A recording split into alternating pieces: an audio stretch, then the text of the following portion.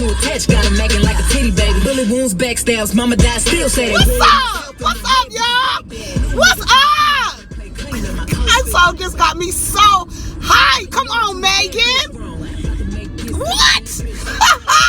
What's up, y'all? It's me, Erica. It's Friday. We down here listening to the new Megan Thee Stallion. It's called Circles. This is my favorite song on the whole little album. I wanted to talk about this today.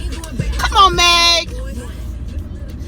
I love that song. She sampled Circles. Jasmine Sullivan had a little single come out last night too.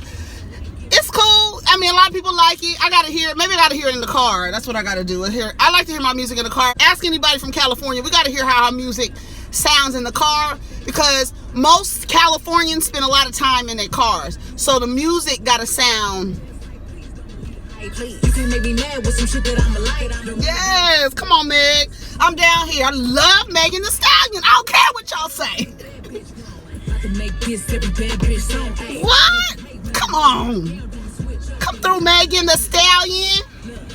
She stay winning, baby. Did y'all listen to the song? Wait a minute. The song called, it's the first song. Is it called Who Shot Ya? That's what it should have been called. I mean, I guess she was the one. Shots Fired. She talked about, it's crazy. It's so funny to me. It is hilarious to me that a female rapper is talking to a nigga about him shooting her. Like, that's crazy to me. That is so crazy to me. But it is what it is. I don't know what's going on with my scarf, but hopefully everybody. Okay, so what's going on, everybody? Go ahead and like, subscribe, and comment. Let the diva know you stopped by. We down here. I just had a few little things I wanted to talk about this morning. I didn't get to watch. I just watched Karen Huger on Wendy Williams. Somebody said to watch DJ Richie Sky's video with Karen Huger, but she dragged Robin and Giselle about the photo shoot and about Giselle's relationship, baby. And let me just say this about Miss Karen Huger, honey. When the first season of Potomac Housewives came on, I did not like Karen at all. And I didn't like her because she was trying to take on the role. One, I was afraid she was falling into that Nene, I call the Nene Leakes syndrome, where you feel like you have to be like Mariah did. You feel like you have to be the center of the group. You feel like everything should be revolving around you. And you feel like you're the queen bee. You want to fight for that title, like Mariah was doing with Quad, like Nene does with every person who comes on the show. She's very insecure about her position on the show. And I feel like Karen Huger has really... I'm not saying, because the way that she's been acting in this Candace and Monique situation, this very neutral situation, the way that it's coming off, even though I believe that she chose the side, where she keeps saying she didn't choose the side, she chose that. No, she did choose that two wrongs don't make a right.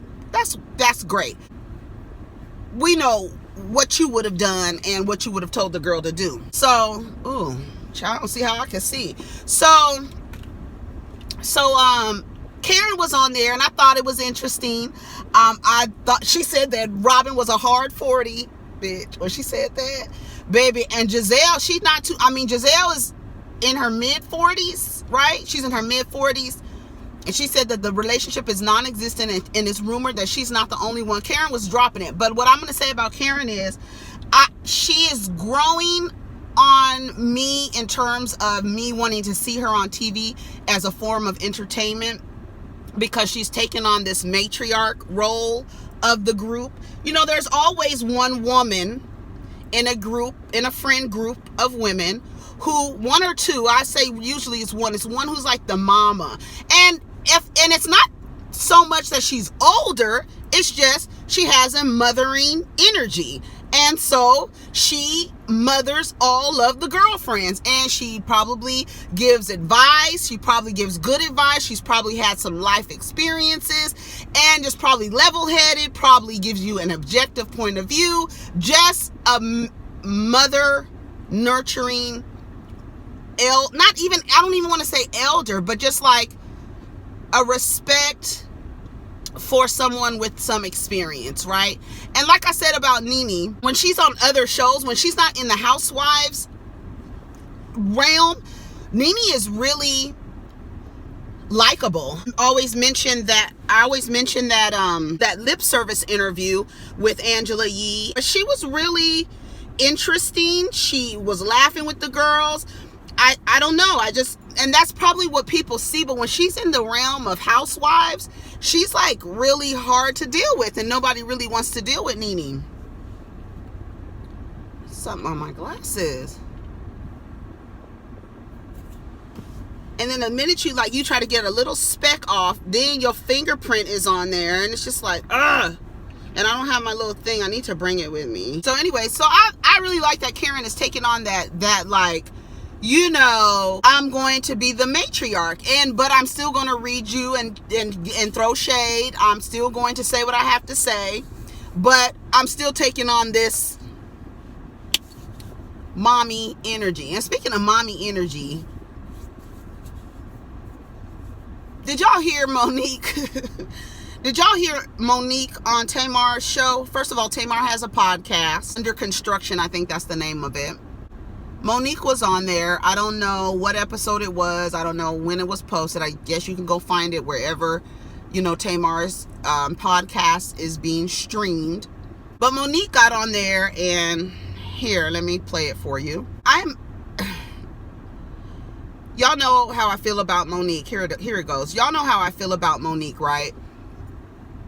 And if you're new here, I have critiqued Monique from the very beginning, however many years ago that was. A lot of people see my point of view. A lot of people don't. You know, that's with everything, naturally. But Monique used to be one of my favorite comedians because Monique was crass. Monique didn't bite her tongue. Monique cussed, had a filthy mouth. I love fucking Monique. Do you hear me? I did. I really did. And then all this stuff with Precious and all that stuff happened, and she continues to talk about it. And, you know, Tyler, Oprah, and Lee, shit, like Larry, Curly, and Mo, you know, like we keep saying a name, Oprah, Tyler, and Lee, Oprah, Tyler, and Lee, and she has this problem with them. And, you know, a lot of people feel she was blackballed.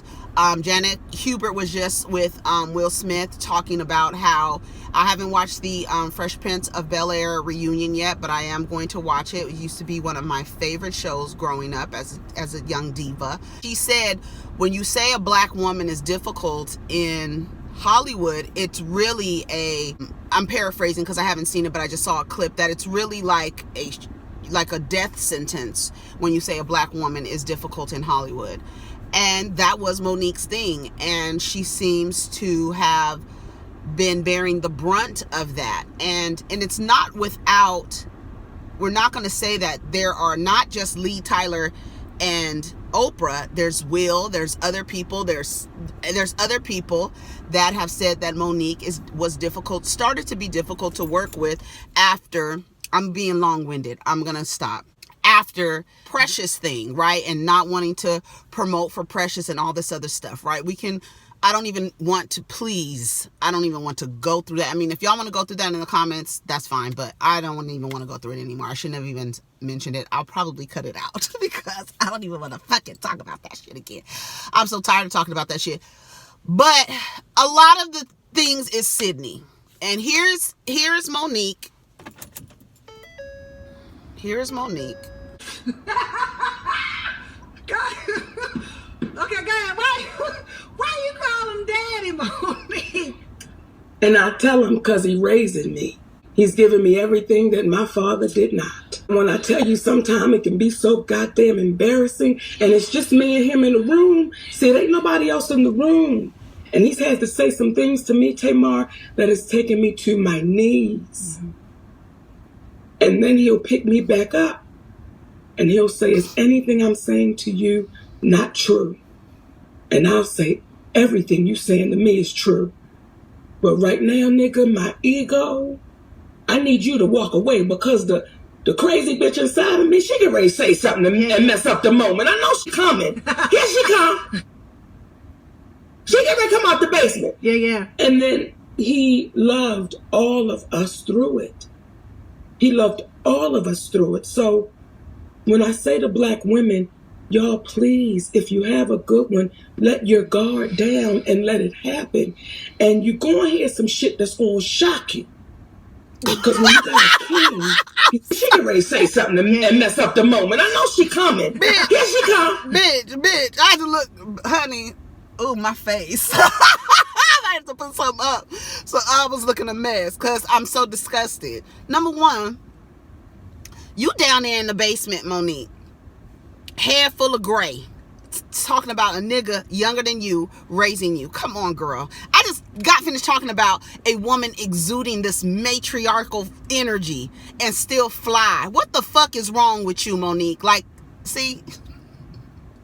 And see, what the F?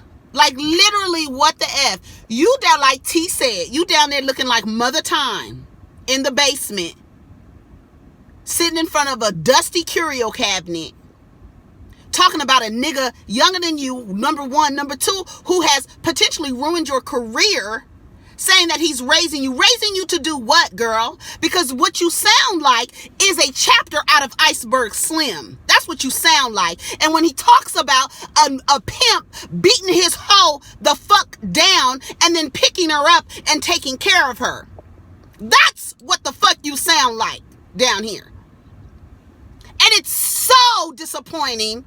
And it's so infuriating. It really is. It really is to hear a woman say that about somebody who has potentially ruined her career. So many people have attributed her fall because of him. And you're saying that he's raising you to do what? He's your manager. You fucking him. He's your daddy. He's your manager. And where are you in your career? What is he doing? Well, that is so great that you feel like you should call the man that sticks his penis in you daddy, and not just in the bedroom, but in front of people, in professional spaces. What the fuck?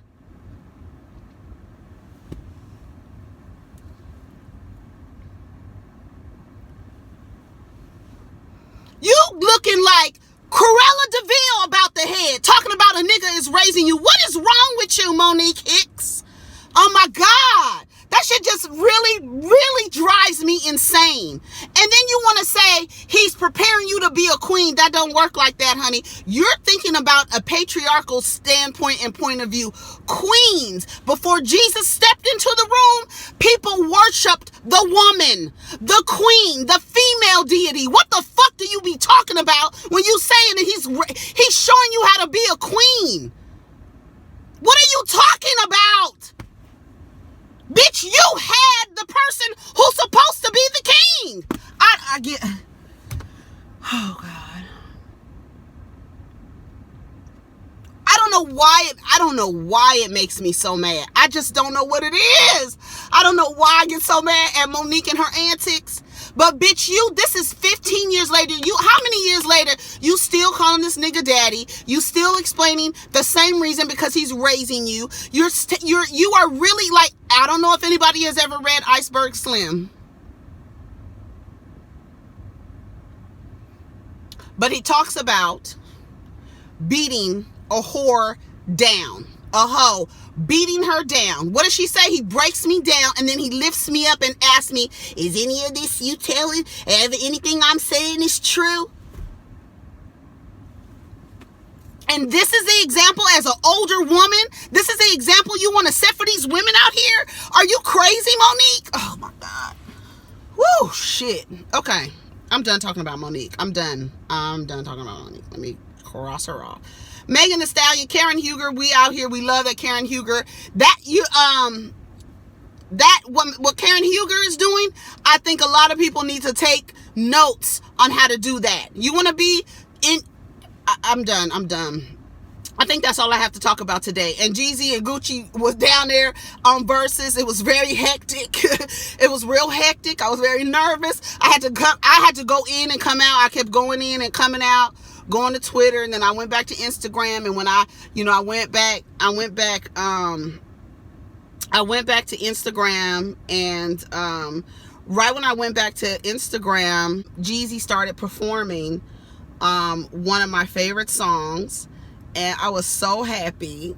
And I thought to myself, I was like, girl, why do you know so many Young Jeezy songs? I didn't realize how many Young Jeezy songs I knew. But when this came on, That's my shit, baby. That is my shit. I'm a cook in the mold. Yes. That's my shit. You used to be my shit. I'm so emotional. I love my Glock. When I heard him say that, I was like, yes. Why did that song resonate with me so much? I said, come on, listen. Yes, I can't play it because the copyright strike me. They've been getting on me. The other day, I played in the video about Megan. I played the clip of Charlemagne and Envy, and I don't remember. I don't think I slowed it down or sped it up. Because I want to say I sped it up, but then I got a copyright strike, so I must have didn't speed it up like I thought I did. So that's all I got to talk about today, y'all. I'm not gonna. I needed to end that on a good note because, honey, Monique really sends me over. She really sends me over, and I don't know why. And the fact that people entertain that, and I don't know. I don't get it. I don't get it, and I don't know why. And Tamar is literally the wrong person. She probably called David Daddy to this day. Okay, the wrong person to have a conversation with. If I was somebody she was talking to, I would say, why do you call him daddy? Because people are attributing the downfall of your career to your husband. This is a man that you lay down with. Maybe they don't lay down with each other. I mean, you in an open relationship with Sidney, you down there looking like Mother Time, and he's telling you that you ain't shit. He breaks you down and then he builds you back up. That sounds like a pimp and a hoe. I don't know. And then the fact that you call him daddy, are you his bottom bitch? Is that what's going on here? Because then you need to just say it so we can have an understanding, like, bitch, okay, is this the role that you want to play after winning the Oscar? A bottom bitch. Okay, we got it. Thanks, Monique. We get it now. So we know that you are Sidney's whore. So I shouldn't even call you Monique. I'll call you Sidney's hoe. That's what we'll do. I'm so disappointed. So disappointed. And Sidney sitting up there with lip gloss on, grinning and shit all the time. Always in the back. Always in the fucking back seat. Driving your career off the fucking cliff. And then you want to, I just want somebody to acknowledge. You want somebody to acknowledge? Yeah, but you need to acknowledge too. You need to acknowledge too. You don't even want to sit there. You want to talk about Whoopi. Whoopi told you to your face, girl. That's a real friend to tell you, bitch, it's your man. It's not you, it's your man with all that black exploitation lingo and vernacular and doing all of that shit and that brother, hey brother. You're really fucking a pimp. Where is Sidney from? Sidney Hicks, actor. September 30th, honey. He's a producer reading what? Where was he born? They have 2 children together. I don't know where he was born, but you sound like a pimp. Dad, you call him daddy. He breaks you up and then lifts you up and asks you, was he not telling you the truth? You're allowing him to be your manager. Your career has completely stalled. How is being married to Monique, how is being married to Sidney beneficial for Monique? Y'all get down in the comments and let me know. That's my time. Take care of each other, protect your energy, and we out. Please have a good weekend. I'll probably see you guys maybe tomorrow because I got to make a run, you know what I'm saying? Peace.